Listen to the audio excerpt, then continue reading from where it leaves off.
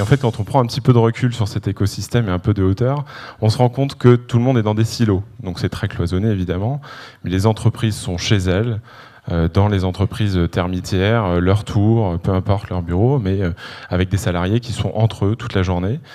Mais finalement, on fait la même chose avec les startups, puisqu'on les met dans des incubateurs ou dans des accélérateurs, mais entre elles.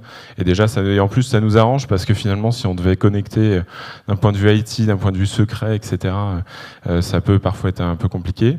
Les freelances sont chez eux, parce qu'il n'y a pas forcément de solution dédiée, même si on voit l'émergence d'espaces de coworking depuis une quinzaine d'années. Mais finalement, chaque typologie d'entrepreneur est dans son coin. Et nous, ce qu'on cherche, c'est tous ces silos, c'est à faire une découpe horizontale et à renverser le modèle en les mettant tous ensemble dans un seul et même lieu. C'est pour ça qu'on développe un réseau d'espaces de travail. D'ailleurs, on appelle ça des espaces de vie au travail, dans lequel se mélangent des indépendants, des freelances, des TPE, PME. Ne les oublions pas. C'est pas parce qu'une boîte a un business model traditionnel et une croissance linéaire qu'elle n'est pas intéressante en général pour tous, mais aussi des startups avec des croissances exponentielles et des grandes organisations. Et ça, aujourd'hui, c'est très nouveau. Et bien sûr, derrière, une fois qu'on a ces grands sites, ces grands espaces, on sera à plus de 40 000 m² d'ici la fin de l'année d'espace, 5 implantations dans 5 villes aujourd'hui en France, essentiellement en région parisienne, et puis on ouvre à Lyon le 1er septembre. Ben, ça, c'est la magie de la communauté, et notre vrai challenge derrière, c'est de créer du frottement entre ces populations, parce que là, le challenge est le même qu'on soit dans une grande entreprise ou dans un espace de coworking. Le digital n'a pas créé les espaces de coworking et les nouveaux espaces de travail, il a amplifié le mouvement. Et donc on voit que les premiers espaces de coworking, c'est dans les années 90, c'est des hackerspace à Berlin. Il y avait toujours cette notion de coworking. On travaille ensemble, donc on crée du frottement avec des gens qui viennent d'horizons très divers et réussissent à travailler ensemble. Aujourd'hui, avec l'ère du digital, finalement, on a vu naître des plateformes, des marketplaces mettant en relation des gens qui proposent des bureaux disponibles avec des gens qui en cherchent. On a vu, nous, dans les espaces de coworking, ça nous a permis d'accélérer ce mouvement et de créer des espaces qui sont d'une dimension et une échelle vraiment différentes. Chaque espace qu'on ouvre fait entre 5 et 10 000 m², on y met donc entre 500 et 1000 résidents à peu près. Donc c'est énorme et ça nous permet de créer ce frottement avec des populations différentes. Une fois qu'ils sont à l'intérieur, le digital nous permet quoi ? Il s'efface, ça reste un moyen, mais en digitalisant ne serait-ce que le bâtiment, on arrive à avoir de la donnée sur l'utilisation de ce bâtiment.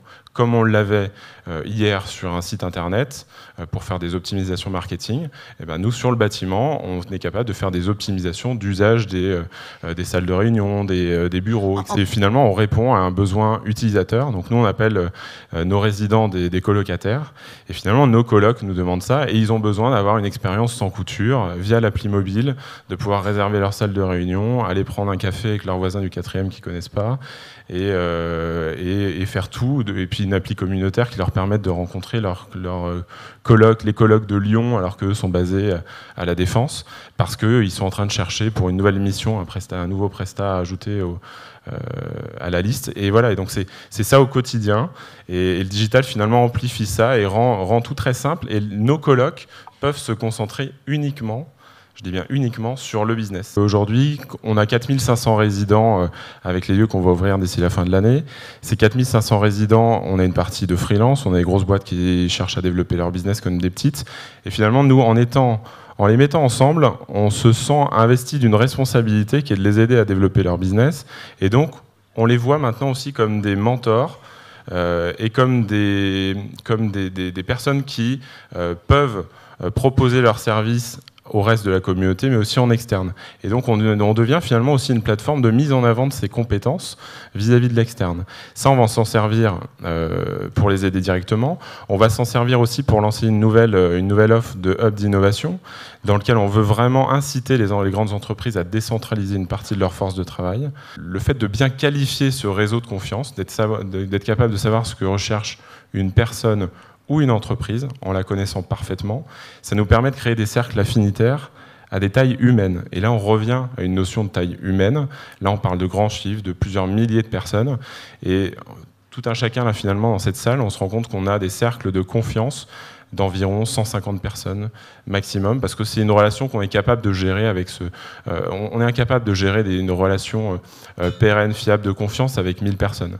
Et donc on cherche à recréer ça au sein d'un réseau, mais ça demande de très bien connaître pour recréer des groupes affinitaires. Et donc on va vers cette idée de mieux qualifier pour être plus performant. Finalement, on a le lieu de vie de jour, et en rendant ce lieu de vie agréable, déjà tout le monde est bien avec le sourire. C'est une remarque qu'on a de visiteurs chez Nextdoor qui nous surprend, et je pense que c'est ce qui nous fait le plus plaisir, c'est qu'ils sortent de la visite au bout d'un quart d'heure, ils ont fait les visites du coworking, des étages, etc. Et un truc qui m'a choqué, c'est que tout le monde sourit, et les gens se parlent.